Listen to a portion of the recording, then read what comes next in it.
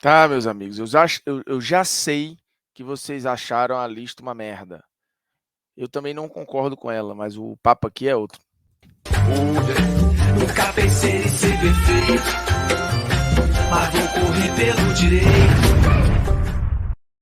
Fala, moçada, beleza? Ó, Bruno Formiga na área e nada mais, viu? Esse vídeo aqui, só em você assistir já tá valendo, porque, meu amigo, a treta está implantada, né? A 442 postou e saiu correndo.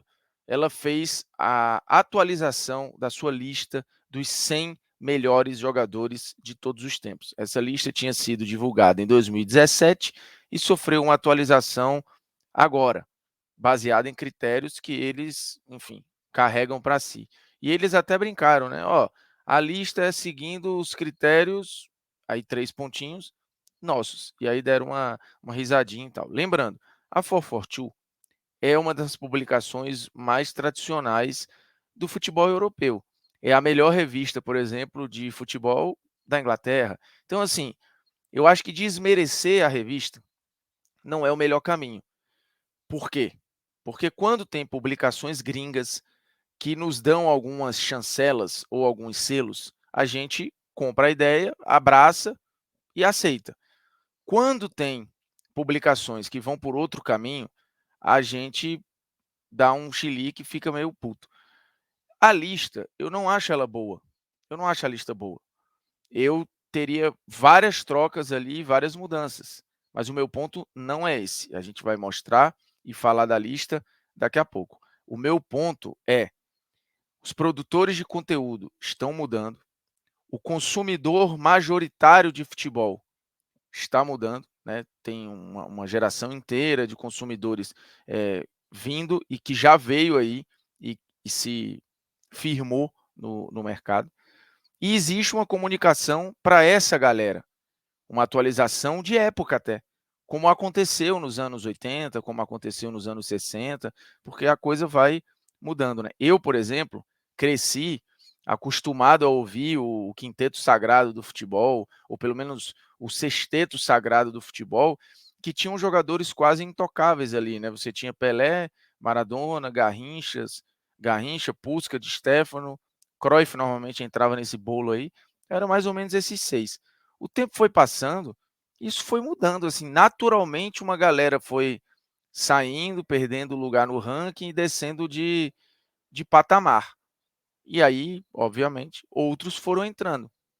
Dos que eu vi, por exemplo, Romário, Ronaldo, Ronaldinho Gaúcho, Messi, Cristiano Ronaldo. Essa galera foi pedindo espaço. Zidane.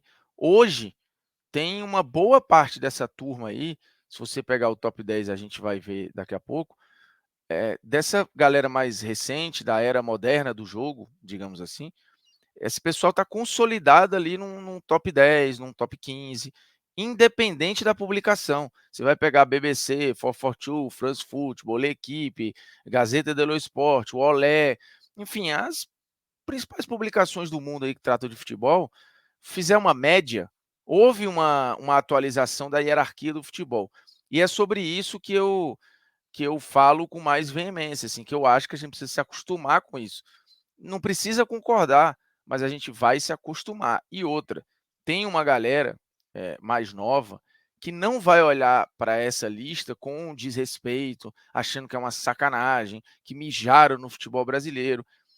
Simplesmente é uma outra conversa, é uma outra comunicação, e acho que normal em vários esportes. Mas, repito, eu não concordo com vários pontos da lista, até porque nenhuma lista é unânime, tá? E aí, tem um recadinho para vocês, porque falar em atualização da lista da 442, teve mais gente se atualizando. Gente nossa aqui.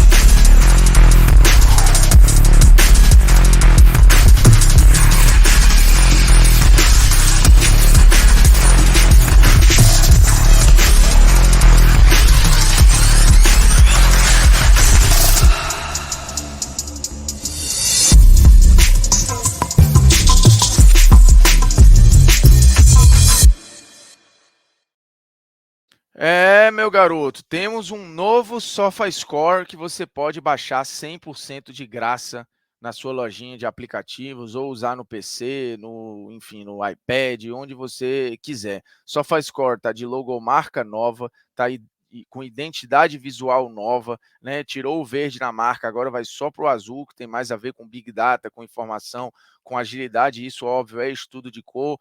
Mudou também parte da interface do site do SofaScore e também do aplicativo, né? Tá mais ágil, tem recursos visuais agora mais cleans, ganhou até mais recursos, e aí você pode experimentar o novo SofaScore, mas com a mesma amplitude de informações, ainda mais em ano de Copa do Mundo, né? Você vai ficar ligado ali nos jogos e tal, querendo acompanhar tempo real, ver a agenda, estatísticas dos jogadores e das seleções. Então, eu desconheço lugar melhor para fazer isso do que o SofaScore, que me ajuda muito a estudar para os jogos, acompanhar os jogos, fazer pós-jogos. Então, baixa o SofaScore, o link está na descrição do vídeo e é 100% de graça. Então é o seguinte, vamos à lista da 442, porque é o seguinte, quando eu falo da questão das publicações, do como a gente abraça algumas e empurra outras para fora, né? Nos anos 80, o L'Équipe fez a eleição lá, por exemplo, do atleta do século, e elegeu o Pelé o atleta do século. Outras publicações depois, até mais perto do século acabar, e depois da virada do século, a BBC, o New York Times, a própria Gazeta dello Sport, várias publicações fizeram lá os seus atletas do século. E os resultados foram diferentes, né? Teve gente elegendo o Jordan, teve gente elegendo o Muhammad Ali, teve gente elegendo o Carl Lewis ali no topo e tal. Então, teve mudança. É uma unanimidade que o Pelé é o atleta do século? Não, nas publicações não. Eu posso achar que é, você pode achar que é, mas não é uma unanimidade. Mas a gente abraçou a ideia do L'Équipe e beleza.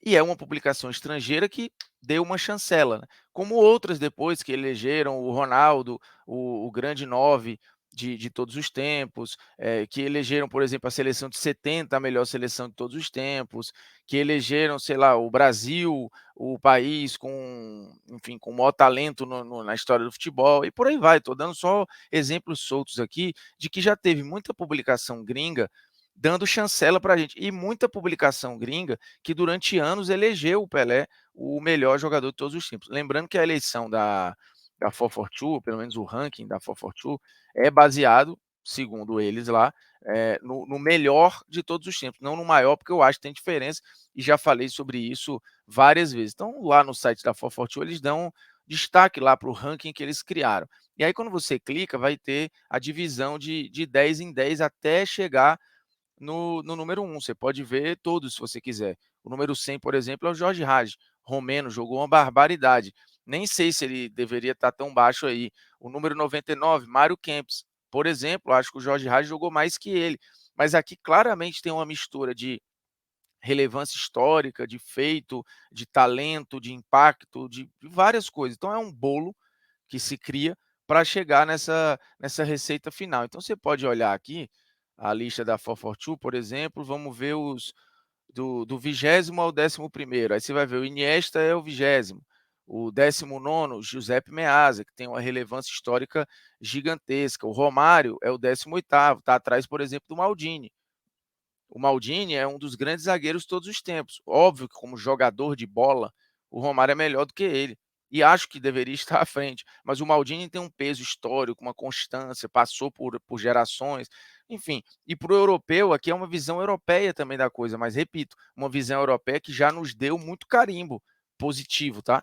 Só que, de novo, a coisa vai atualizando. O Maldini entrou num top 20 de uns tempos para cá, principalmente depois que parou. Então tem essa questão também, né, de quando o cara para, ele só aumenta de tamanho. O Bob Charlton tá por aí, Garrincha em 15º, Zico em 14º, Michel Platini em 13º. Aqui tem uma questão, né, são caras contemporâneos que jogaram juntos ali na Itália. O Platini tem a vantagem de, obviamente, ter ficado nesse holofote mais tempo, mas acho que o Zico jogou mais que ele, por exemplo. Alfredo Di Stéfano, no site do Real Madrid, o Di Stéfano é tratado como o grande jogador da história do futebol. Só para se ter uma ideia assim, do que representa o Di Stéfano no futebol europeu.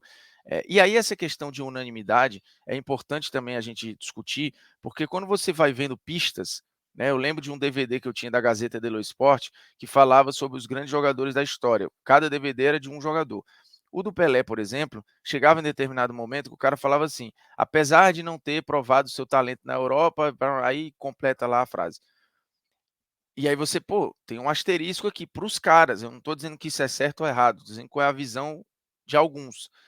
Aí você vê a biografia do Eusébio, a biografia do Eusébio fala que em 66 o Eusébio retoma o posto de melhor jogador do mundo que era do Pelé, que estava nas mãos do Pelé, ele retoma, porque um dia ele já teve isso ali em 63 e por ali. Então, mesmo na época, existia essa troca ou essa mudança aí. O que talvez me incomode é, ponto um, as pessoas não quererem discutir e falam: "Não, isso aqui eu não discuto", quando no mundo todo se discute, as pessoas discutem, debatem, não tem um lugar garantido, né. "Ah, isso aqui não debate, não pode discutir", né, e acabou-se e tal. E a outra parada que me incomoda é essa tentar achincalhar ou diminuir o emissor da notícia, que no caso não é uma notícia, porque é uma opinião, né, um ranking, mas do produto informativo, e não discutir necessariamente o que está ali, né. E de novo, achar que existe uma unanimidade que não existe, ainda mais porque a cabeça das pessoas que produzem conteúdo, ela vai as cabeças vão se atualizando, o conteúdo vai se atualizando. Então, é normal você pegar a lista dos 100 melhores filmes da história, fatalmente essa lista foi mudando, outros filmes foram entrando, e se alguém entra, outros são empurrados para trás. Eu acho que o Pelé não deveria ser empurrado para quarto lugar. Eu acho loucura, assim. Eu sou muito fã do Maradona, mas eu não acho, um dia até já achei, que o Pelé jogue menos que o Maradona. Eu acho que ele tem mais ferramentas, ele foi mais decisivo, ele foi mais revolucionário, ele foi mais constante, ele foi mais completo, ele foi mais basicamente tudo. Talvez o Maradona tenha sido mais encantador ou genial, talvez, mas eu não acho que isso seja suficiente para colocá-lo à frente do Pelé. Só que existe uma questão do personagem, existe uma questão tem coisas que não dá, são intangíveis aí, né, para a gente entender o que passou pela cabeça dos caras. E olha que, assim, é uma revista inglesa elegendo 2 argentinos no seu topo, mas o Di Stéfano está aqui em 12º. O Gerd Müller é um cara que aparece em pouquíssimas listas aqui, ou quando a gente fala, a gente pouco lembra, mas é um dos grandes artilheiros da história do futebol, e acho que é por aí mesmo onde ele deveria estar. E aí a gente chega no top 10 da lista que causou, tanta discórdia, porque tem, por exemplo, o Ronaldo na 10ª colocação, e aqui eles colocam a foto do Ronaldo, depois da perda do título de 98. A TNT fez uma arte para facilitar a nossa vida, já com o top 10 ranqueado, que ficou Messi, Maradona, Cristiano Ronaldo, Pelé, Zidane, Cruyff, Jorge Best, Beckenbauer, Puskás e Ronaldo. E aí, esse Jorge Best aqui causou um alvoroço, porque realmente eu acho um exagero. É um grande personagem, tem um caráter ali importante no futebol inglês dos anos 60, principalmente, anos 60, anos 70, mas não dá para o Jorge Best estar à frente do Puskás, do Ronaldo Fenômeno, assim, não dá. Eu, por exemplo, não acho que o Cruyff esteja atrás do Zidane. Somando tudo, o caráter revolucionário, o caráter, enfim, até longevo, se a gente for querer falar, porque o Zidane é um cara que, beleza, o ápice do Zidane, a gente pode falar que foi de 97 a 2006, mas com períodos ali de pelo menos 2 anos de oscilação. Eu acho que o Cruyff foi bem mais revolucionário que ele, bem mais completo do ponto de vista, de jogador e tal, e poderia estar à frente do Zidane. Mas o Zidane, ele furou fila com conquistas, com momentos, com gols decisivos, assim, um negócio que é gigantesco. Então, só da era moderna do futebol, você olha nesse top 10 aqui, você tem um, 2, 3, 4 jogadores, né, quase metade da lista. É uma atualização da hierarquia do futebol. Por mais que a gente discorde da ordem, e aí poderia ser, acho que, de novo, o Pelé não está atrás do Maradona, e acho que no todo está à frente do Cristiano. Eu já disse N vezes aqui que o melhor jogador que eu vi, para mim, é o Messi. eu acho o Maradona maior que o Messi, do ponto de vista histórico, de relevância, de personagem e tal, mas eu não acho que ele jogou mais que o Messi. Eu acho que o Messi fez tudo que o Maradona fez por mais tempo e melhor, e de forma mais mortal e tal. Então, a minha ordem seria diferente, e eu não acho que o Pelé esteja em quarto aqui. Mas, de novo, eu acho que a gente vai ter que se acostumar cada vez mais com essas listas atualizadas e com essa bagunça aí de nomes. Ora vai ter ali o Messi, ora vai ter o Pelé, ora vai ter, se Portugal fizer a lista, provavelmente deve aparecer ali o Cristiano Ronaldo ou em segundo ou em primeiro, vai saber. E na boa, eu acho que há argumentos aqui para você sustentar o Messi aqui, eu acho que tem. Como obviamente que tem, eu acho que o Pelé é o maior da história, o maior. Ninguém nunca vai mexer nesse lugar. Ele foi o jogador mais revolucionário, que criou um antes e um depois. Já falei isso 500 vezes aqui.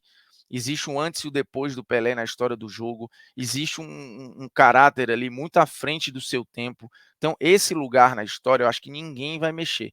Agora, o domínio do jogo, o trato com o jogo, o melhor, aí eu acho que dá para discutir. O meu incômodo sempre foi as pessoas não quererem discutir e acharem que existe uma unanimidade onde, na minha visão e, por exemplo, de correspondentes nossos lá da TNT que moram na Europa e conversam com europeus e tal, nunca houve assim essa unanimidade.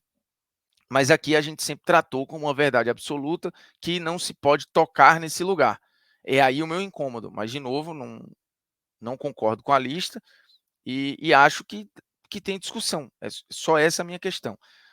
E a gente vai ter que se acostumar cada vez mais com essas listas atualizadas, ainda mais chegando perto de Messi e Cristiano pararem de jogar. Então eles só vão aumentar de tamanho, eles só vão aumentar de relevância. E provavelmente eles vão consolidar esse lugar num top 5, eu não tenho muita dúvida. Onde eles vão estar vai variar para cada um. Para você, para mim, para a BBC, para a 442, para o Olé, enfim, vai variar. Mas que eles vão estar no top 5, eu não tenho dúvida. E isso é uma atualização da hierarquia do futebol, porque esta era Messi e Cristiano, ela foi inédita na história do jogo, dois caras monopolizando o futebol com números tão absurdos durante tanto tempo. A longevidade de Messi e Cristiano Ronaldo é um negócio assim surreal. Mas realmente o Jorge Best estar aqui não faz muito sentido, assim. Eu não acho nem que tenha sido o grande jogador britânico ou da região da história, né? Agora é um personagem muito peculiar, mas o Bob Charlton acho que jogou mais e teve uma relevância maior. Enfim, você vai ter outros jogadores. O próprio Beckenbauer foi mais revolucionário, mais relevante, mais longevo do que o próprio Jorge Best. O Puskás nem se fala. Inclusive, assim, o Puskás estar à frente do Di Stéfano é um negócio a se questionar. Assim, eu duvido que um madridista ache isso, por exemplo.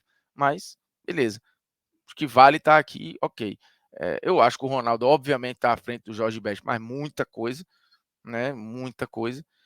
E fica claro também a visão da construção de uma carreira internacional. O quanto o mundo, por exemplo, e todas as listas que aparecem por aí, elas, em média, num geral, tem o Ronaldo, por exemplo, à frente do Romário.